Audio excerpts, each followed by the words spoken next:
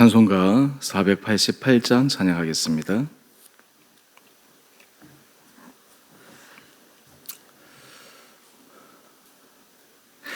이 몸의 소망 무언가 우리 주 예수뿐일세. 우리 주 예수밖에는 믿으리야 주 없도다.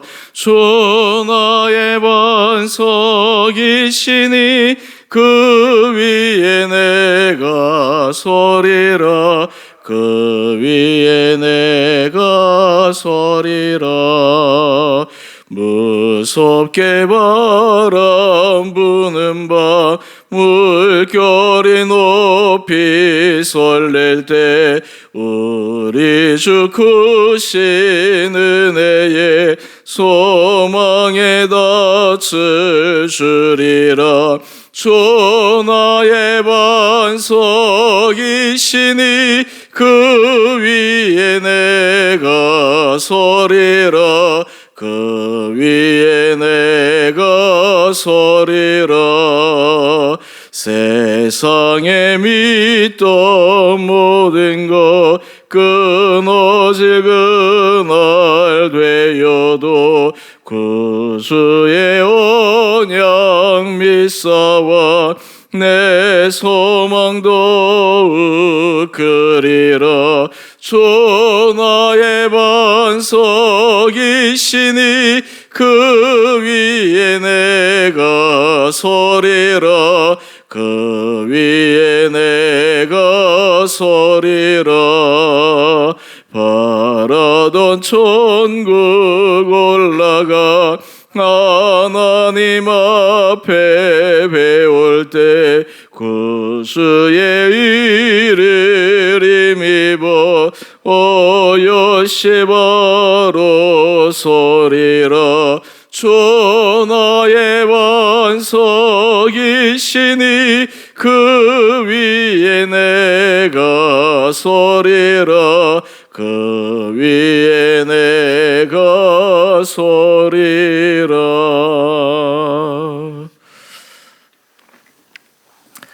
오늘 말씀 느헤미야 6장 15절에서 7장 4절까지입니다. 성벽 역사가 52일 만인 엘룰월 25일에 끝남에 우리의 모든 대적과 주위에 있는 이방 족속들이 이를 듣고 다 두려워하여 크게 낙담하였으니 그들이 우리 하나님께서 이 역사를 이루신 것을 알미니라. 또한 그때 유다의 귀족들이 여러 번 도비아에게 편지하였고 도비아의 편지도 그들에게 이르렀으니 도비아는 아라의 아들 스가냐의 사위가 되었고 도비아의 아들 여호하난도 베레가의 아들 무술람의 딸을 아내로 맞이하였으므로 유다에서 그와 동맹한 자가 많음이라. 그들이 도비아의 선행을 내 앞에 말하고 또 내 말도 그에게 전하매 도비아가 내게 편지하여 나를 두렵게 하고자 하였느니라. 성벽이 건축됨에 문짝을 달고 문지기와 노래하는 자들과 레위 사람들을 세운 후에 내 아우 하나니와 영문에 관한 하나냐가 함께 예루살렘을 다스리게 하였는데 하나냐는 충성스러운 사람이요 하나님을 경외함이 무리 중에서 뛰어난 자라. 내가 그들에게 이르기를 해가 높이 뜨기 전에는 예루살렘 성문을 열지 말고 아직 파수할 때 곧 문을 닫고 빗장을 지르며 또 예루살렘 주민이 각각 자기가 지키는 곳에서 파수하되 자기 집 맞은편을 지키게 하라 하였노니 그 성읍은 광대하고 그 주민은 적으며 가옥은 미처 건축하지 못하였음이니라. 아멘. 성벽의 역사가 52일 만에 완성이 됩니다. 짧다면 짧은 기간이라 할 수 있지만 대적들의 방해와 음해, 여러 많은 비아냥 속에서 52일 만에 성벽이 완전히 재건될 수 있었다라고 하는 것은 기적 가운데 기적입니다. 오늘 본문을 보면 52일 만에 이 성벽의 역사가 완성이 되자 주변에서 반응하는 모습을 16절은 이렇게 기록합니다. 우리의 모든 대적과 주위에 있는 이방 족속들이 이를 듣고 다 두려워하여 크게 낙담하였으니, 대적들과 주위에 있는 이방 족속들, 대표되는 몇몇 사람들은 이 성병 역사를 방해하기 위해서 할 수 있는 모든 방법을 다 동원해서 방해를 했습니다. 우리가 함께 앞에서 살펴보았던 것이죠. 그런데 하나님은 느헤미야라는 지도자를 통해서 또 그와 함께하는 신실한 사람들을 통해서 이 성병 역사가 52일 만에 완성하게 만들어 주셨습니다. 오늘 16절 하반절 말씀을 보면 우리 하나님께서 이 역사를 이루신 것을 알미니라. 사람이 열심히 했고 느헤미야를 비롯한 유다 백성들이 이 일을 각각 감당했지만 이들은 이것은 사람에 의해서 되어질 일이 아니다, 하나님에 의해서만 되어질 일이다 라고 하는 것을 알고 그들 마음속에 큰 두려움이 생겼다라고 하는 것입니다. 오늘 본문을 통해서 우리에게 알려주는 참 귀한 교훈이 있습니다. 하나님께서 어떤 일을 하려고 하시면 아무리 사람이 방해해도 또 사람이 생각하기에 되겠나라고 하는 불가능 속에서도 그 일을 이루신다라는 것입니다. 물론 그 일은 그냥 가만히 되어서 이루어지는 것이 아니라 하나님의 사명, 하나님께서 주신 사명을 알고 그것을 위해서 최선을 다해서 힘써 달려가는 사람들을 통해서 하나님께서 이루신다라는 것입니다. 오늘 그럼에도 불구하고 계속해서 일어나는 일들을 우리가 한번 살펴보십시다. 우리 17절 말씀을 보면 유다의 여러 귀족들과 도비아가 서로 내통합니다. 하나님께서 역사하신 것을 두 눈으로 보고서도 유다의 몇몇 귀족들은 예루살렘 성벽 역사를 방해했던 대표적인 도비아와 내통하는 것입니다. 참 이런 일들이 오늘 우리 삶의 주변에서도 자주 일어나는 일입니다. 왜 그럴까요? 당장 눈에 보이는 자신에게 주어지는 이익 때문에 그렇습니다. 그들과 협력하고 함께 살아가면 삶에 잠시의 유익과 평안을 주는 것처럼 보이기 때문입니다. 18절의 말씀을 보면 이 도비아는 아레 아들 스가냐의 사위가 되었고 또 도비아의 아들 여호하난도 무슬람 딸을 아내로 맞이하였다라고 기록하고 있습니다. 그러니까 도비아와 그의 아들은 유대 귀족들과 서로 결혼 동맹을 통해서 서로 함께 보조를 맞추었다라는 것입니다.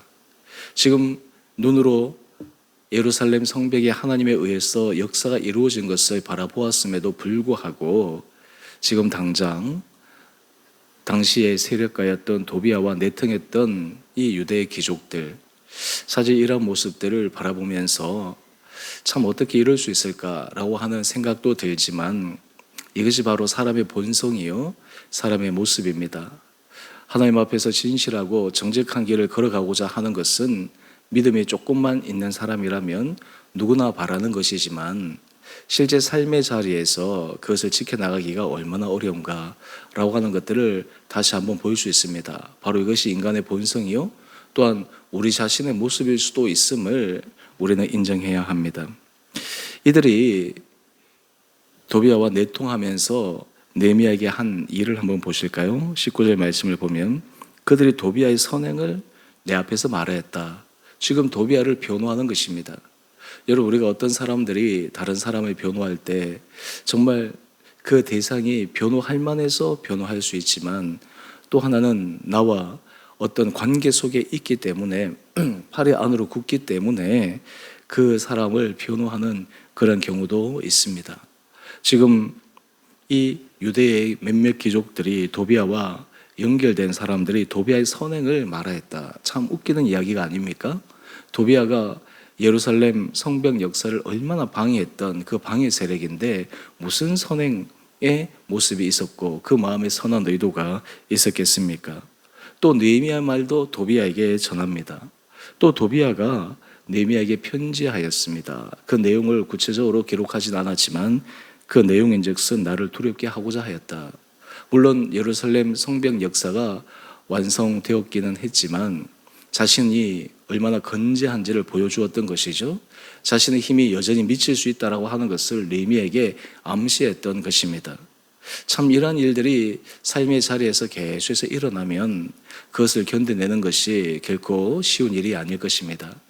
우리의 삶의 자리에서도 하나님께서 우리를 통해 일하시는 그 삶의 역사가 있습니다. 그럼에도 불구하고 그 역사를 이루어감에도 끊임없이 우리 마음을 흔들고 때로는 낙담하게 하고 두렵게 하고 때로는 머리로 이해되지 않는 그런 일들이 계속해서 일어날 때, 그럼에도 불구하고 느헤미야가 신실하게 하나님 앞에서 그의 마음의 중심을 다잡았던 것처럼 우리도 하나님 앞에 그 마음의 중심을 다잡는 그런 은혜가 있기를 주님 앞에 간구해야 할 것입니다. 이제 드디어 성벽이 건축되고 문짝을 달고 이 성벽을 방어하는 수비 계획을 느헤미야가 세우게 되는데, 7장 1절에서부터 4절까지 말씀을 한번 보십시다. 이 모든 일들을 감당하기 위해서 두 사람을 세웁니다. 2절 말씀을 보면 그의 아우 하나니와 영문에 관한 하나냐, 이 사람을 통해서 예루살렘을 다스리게 하였습니다. 특별히 하나냐에 대해서 소개하고 있는데, 이 하나냐는 두 가지의 중요한 품성을 가진 사람으로 오늘 성경은 기록합니다. 첫 번째는 충성스러운 사람이다라는 것입니다. 두 번째는 하나님을 경외하는 사람이다라는 것입니다. 그런데 이 충성스러움과 하나님을 경외함이 모든 무리 중에서 뛰어난 자다. 사람들이 보기에도 그는 충성스럽고 하나님을 경외하는 삶을 살았고 또 그런 삶에 분명한 증거들이 있는 사람이었다라고 하는 것입니다. 사람을 세울 때 참 좋은 사람을 세우는 것이 필요합니다. 신실한 사람을 세워야지 그 신실한 사람을 통해서 주변의 사람들에게 선한 영향력을 끼치고 또 그 세운 사람이 주께서 맡기신 그 일을 더 잘 이루어 갈 수 있기 때문에 그러합니다. 특별히 하나냐가 가진 두 가지 품성, 충성스러움과 하나님을 경외함. 사실 이러한 품성이 오늘 하나님께서 주의 백성들, 주님 앞에 믿음의 길을 걸어가는 사람들에게 요구하는 그 마음가짐이 아니겠습니까? 오늘 우리의 삶의 중심이 하나님 앞에서 충성스러운가, 또한 하나님을 경외함에 있어서 우리의 삶은 정말 특별한 삶의 증거가 있는가, 이것들을 계속해서 점검해 나가 보아야 할 것입니다. 오늘 삶의 위기와 어려움 속에서도 하나님은 우리의 중심을 확인하기를 원하십니다. 또한 그 중심을 확인하실 때 하나님은 그 사람을 통해서 하나님의 선한 일을 이루어 가실 것입니다. 이 사람을 통해서 예루살렘 성벽을 수비할 때 중요한 지침을 주고 있는데, 3절 말씀을 보면 결론적으로 말씀을 드리면 이 수비를 함에 있어서 신중을 기하라고 하는 것입니다. 해가 높이 뜨기 전에는 예루살렘 성문을 열지 말라는 것입니다. 모든 것이 확인되고 모든 것이 정확하게 계수화되기 전에는 예루살렘 성문을 열지 말라고 하는 것입니다. 그리고 지금 성벽이 완성되었다고 해서 마음을 놓지 말고 계속해서 긴장감을 가지고 자기 집 맞은편, 그러니까 성벽 그것을 지키라고 하는 것입니다. 그 이유는 4절 말씀을 보면 아직 성읍은 광대하고 거기에 거하는 주민이 적어서 많은 신중과 주의가 필요하기 때문에 그러합니다. 우리가 하나님께서 어떤 일을 이루실 때 그 일을 이루는 것보다 참 그 일을 지켜나가는 것, 수성을 하는 것이 더 쉽지 않은 것임을 잘 알고 있는데, 이 느헤미야는 그런 것까지 정말 철저하고 치밀하게 계획해서 사람들을 세우고 또 사람들에게 지시하고 있습니다. 오늘 우리는 이 느헤미야의 모습과 또 그를 대적하는 여러 도비아의 모습, 또 느헤미야가 세운 신실한 하나님의 사람들을 세우는 그 모습을 통해서 우리 삶을 여러 가지로 한번 점검해 볼 수 있는 귀한 이 아침 시간 되기를 원합니다. 우리의 삶의 중심이 겉과 속이 이중적으로 다른 그런 모습은 혹시 아닌지, 우리가 정말 하나님 앞에 진실하고 정직하고 그리고 진실한 길을 걸어가고 있는지, 또 하나님께서 우리에게 맡기신 그 일을 우리가 지혜롭게 잘 감당하고 있는지, 오늘 그런 은혜가 우리 성도들 삶의 자리에 있게 되기를 원합니다. 우리의 생각 속에, 우리의 삶의 걸음 속에 오늘 이 하루도 하나님께서 선한 빛을 비추어 주셔서 그 선한 빛이 우리의 삶을 주께서 사용하시는 아름다운 귀한 하루의 삶으로 우리를 인도하여 주시고 이끌어 주신 은혜가 우리 온 성도들 삶의 자리에 있게 되기를 주님 이름으로 축원드립니다. 함께 기도하겠습니다. 사랑해 주님, 오늘 이 아침 말씀을 묵상하면서 하나님의 놀라운 기적의 역사가 이루어진 것을 바라봅니다. 아무리 사람이 방해하고 사람이 무너뜨리려고 해도 하나님이 이루실 그 역사는 반드시 이루어진다라고 하는 것을 바라보며 우리 성도들의 삶의 자리에 주님의 손에 의지해 믿음의 길을 걸어갈 때 주님의 선한 역사가 우리 성도들의 삶의 자리에 온전히 일어나게 하여 주옵소서. 특별히 우리 성도들의 삶의 중심을 주님 기억하여 주시고 붙들어 주시고 하나님 앞에서 인정받는 삶을 살아감으로 오늘 하루도 주의 주시는 은혜 아래 거하는 복된 하루 되게 하여 주옵소서. 우리 주원의 교회를 기억하여 주시고 축복하여 주시고 우리 교회에 속한 온 성도들 한 분 한 분들의 믿음을 붙들어 주셔서 이 교회가 정말 주님의 손에 붙들림 받은 거룩한 교회 되게 하여 주시고 사람에 의해 사람으로 인해 움직이는 교회가 아니라 주님께서 강권적으로 역사하여 주심으로 세워진 거룩한 교회임을 온 성도들이 느끼며 또한 그를 통해 우리 성도들이 주님의 은혜 날개 아래 거하는 거룩한 교회 되게 하여 주시기를 우리를 사랑하신 예수님 이름으로 감사기도 드리옵나이다. 아멘. 하늘에 계신 우리 아버지 이름을 거룩하게 하시며 아버지 나라가 오게 하시며 아버지의 뜻이 하늘에서와 같이 땅에서도 이루어지게 하소서. 오늘 우리에게 일용할 양식을 주시고 우리가 우리에게 잘못한 사람을 용서하여 준 것 같이 우리의 죄를 용서하여 주시고 우리를 시험에 빠지지 않게 하시고 악에서 구하소서. 나라와 권능과 영광이 영원히 아버지의 것입니다. 아멘. 오늘도 믿음 안에서 승리하시는 복된 하루 되시기를 바랍니다.